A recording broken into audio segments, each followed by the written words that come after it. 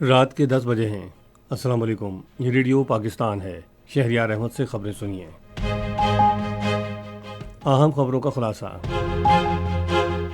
پاکستان اور قطر نے اقتصادی شراکت داری کے فروغ اور دو طرفہ تعاون کی نئی راہیں تلاش کرنے کا عزم ظاہر کیا ہے۔ اقتصادی رابطہ کمیٹی نے فیصلہ کیا ہے کہ جب تک درآمدی گندم ختم نہیں ہوتی اس وقت تک ملکی گندم کو صرف پاسکو کے ذریعے جاری کیا جائے گا۔ اقوام متحدہ میں پاکستان نے خلا میں اسلحے کی دوڑ کی روک تھام کی کوششیں تیز کرنے پر زور دیا ہے۔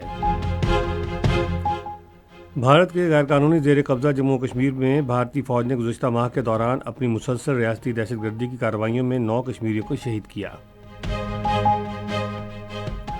اور اب خبریں تفصیل کے ساتھ۔ پاکستان اور قطر نے اقتصادی شراکت داری اور باہمی مفاہمت کو فروغ دینے اور دو طرفہ تعاون کی نئی راہیں تلاش کرنے کا عزم ظاہر کیا ہے۔ یہ بات وزیر اعظم شہباز شریف کے قطر کے دورے کے اختتام کے بعد آج جاری ہونے والے ایک مشترکہ بیان میں کہی گئی۔ وزیر اعظم نے اپنے دورے میں قطر کی ریاست کے امیر شیخ تمیم بن حمد الثانی سے دوحہ میں ملاقات کی، جس میں انہوں نے خاص طور پر سرمایہ کاری اور تجارت میں دونوں ملکوں کے درمیان دو طرفہ تعلقات مستحکم کرنے پر بات چیت کی۔ قطر کے وزیر اعظم شیخ محمد بن عبد الرحمن الثانی نے بھی وزیر اعظم شہباز شریف سے ملاقات کی، جس میں فریقین نے دو طرفہ تعلقات اور مختلف شعبوں میں تعاون کو فروغ دینے پر بات چیت کی۔ وزیر اطلاعات و نشریات عطا اللہ طارڑ نے کہا ہے کہ قطر نے پاکستان کی معیشت میں $3 ارب کی سرمایہ کاری کرنے کا وعدہ کیا ہے۔ انہوں نے بات آج اسلام آباد میں وزیر اعظم شہباز شریف کے سعودی عرب اور قطر کے حالیہ کامیاب دورے کا جائزہ پیش کرتے ہوئے ایک نیوز کانفرنس سے خطاب کرتے ہوئے کہی۔ وفاقی وزیر نے کہا کہ قطر اور پاکستان نے تجارت، سرمایہ کاری، ثقافت اور معیشت سمیت مختلف شعبوں میں تعاون بڑھانے پر اتفاق کیا ہے۔ وزیر اعظم کے دورہ سعودی عرب کے حوالے سے وزیر اطلاعات نے کہا کہ پاکستان میں سعودی سرمایہ کاری $2.2 ارب سے بڑھ کر $2.8 ارب تک پہنچ گئی ہے، جو دونوں برادر ممالک کے درمیان بڑھتے ہوئے تعلقات کا مظہر ہے۔ سینیٹ کو آج بتایا گیا ہے کہ حکومت کا یوٹیلیٹی اسٹورز کارپوریشن بند کرنے کا کوئی منصوبہ نہیں ہے۔ صنعت و پیداوار کے وزیر رانا تنویر حسین نے وقفہ سوالات کے دوران ایوان کو بتایا کہ یوٹیلیٹی اسٹورز کارپوریشن کی کارکردگی کو مزید بہتر بنانے کے لیے اس کی تشکیل نو کا کام جاری ہے۔ وزیر منصوبہ بندی احسن اقبال نے ایک سوال کے جواب میں ایوان کو بتایا کہ $1429 ارب کی لاگت سے بلوچستان میں سرکاری شعبے کے ترقیاتی پروگرام کے 200 منصوبوں پر کام جاری ہے۔ صنعت و پیداوار کے وزیر رانا تنویر حسین نے کہا کہ حکومت الیکٹرک گاڑیوں کے استعمال کو فروغ دینے کے حوالے سے ایک پالیسی مرتب کر رہی ہے، جو رواں ماہ منظر عام پر لائی جائے گی۔ اجلاس پیر کی شام 4:30 بجے تک ملتوی کر دیا گیا۔ قومی اسمبلی کو آج بتایا گیا کہ علاقائی اور بین الاقوامی تجارت میں پاکستان کے کردار کو بہتر بنانے کے لیے نقل و حمل کی پالیسی کا مسودہ تیار کیا جا رہا ہے۔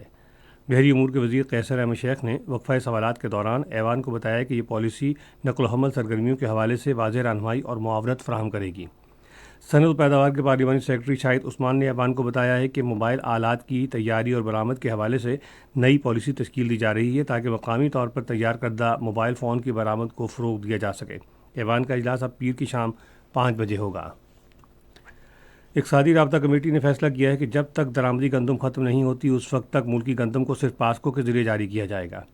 آج اسلام آباد میں وزیر خزانہ محمد اورنگزیب کی زیر صدارت منعقد ہونے والے اقتصادی رابطہ کمیٹی کے اجلاس میں یہ بھی فیصلہ کیا گیا کہ گندم کے خسارے سے دوچار ایجنسیاں اور علاقے سال 2024-25 کے دوران اپنی ضرورت کے مطابق گندم حاصل کر سکتے ہیں۔ اس کے علاوہ کمیٹی نے مختلف وزارتوں اور شعبوں کے لیے $35 ارب کی ضمنی گرانٹ کی بھی منظوری دی۔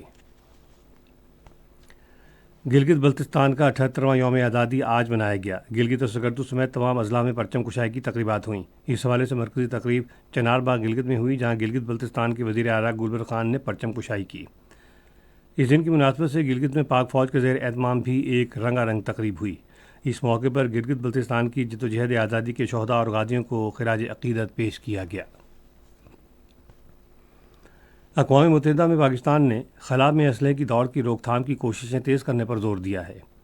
اقوام متحدہ کی جنرل اسمبلی سے خطاب کرتے ہوئے اقوام متحدہ میں پاکستانی مشن کے کونسلر گل کیسر سروانی نے خبردار کیا کہ اس کے زندگی کے تمام شعبوں میں تباہ کن اثرات مرتب ہوں گے۔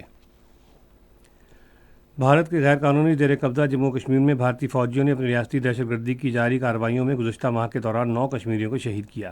کشمیر میڈیا سروس کے مطابق ان میں سے 3 افراد کو ماورائے عدالت اور جعلی مقابلوں میں شہید کیا گیا۔ غزہ پر گزشتہ 24 گھنٹوں کے دوران اسرائیل کے مسلسل حملوں میں مزید 55 فلسطینی شہید اور تقریباً 200 زخمی ہو گئے ہیں۔